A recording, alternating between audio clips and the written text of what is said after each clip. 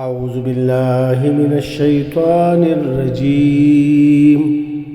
بسم الله الرحمن الرحيم. إذ قال الله يا عيسى إني متوفيك ورافعك إلي ومطهرك من الذين كفروا وجاعل الذين اتبعوك فوق الذين كفروا إلى يوم القيامة ثم إلي مرجعكم فأحكم بينكم فيما كنتم فيه تختلفون. اور جب بنی اسرائیل نے مسیح علیہ السلام کو سولی پر چڑھانے کے لیے خفیہ تدبیر کی تو اللہ نے ان کی تدبیر کو ان پر الٹا کر دیا. تو اس وقت اللہ پاک نے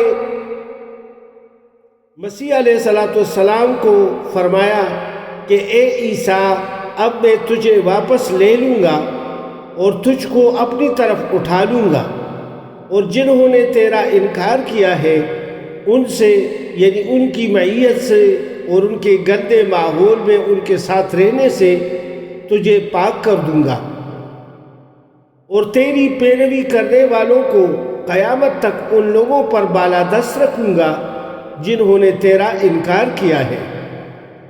پھر تم سب کو آخر میرے پاس آنا ہے.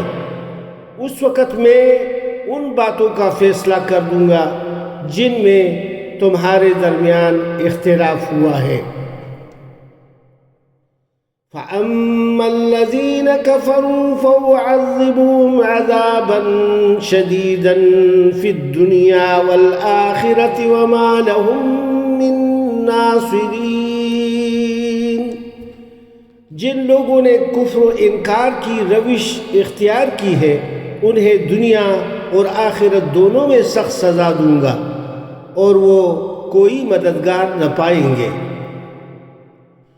وَأَمَّا الَّذِينَ آمَنُوا وَعَمِلُوا الصَّالِحَاتِ فَيُوَفِّيهِمْ أُجُورَهُمْ وَاللَّهُ لَا يُحِبُّ الظَّالِمِينَ.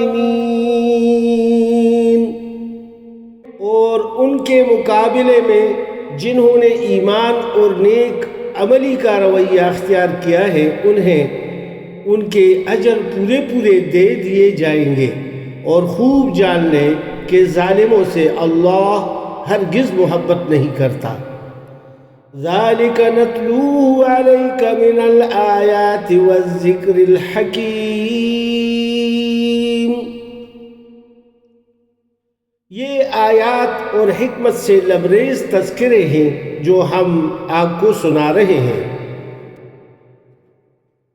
إن مثل عيسى عند الله كمثل آدم خلقه من تراب ثم قال له كن فيكون.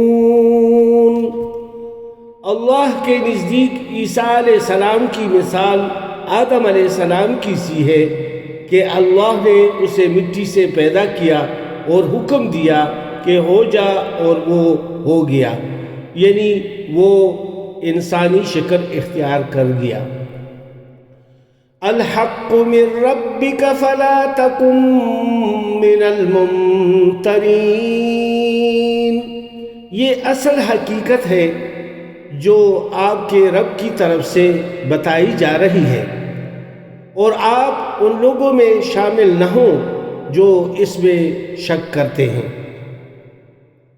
صدق اللہ العظیم.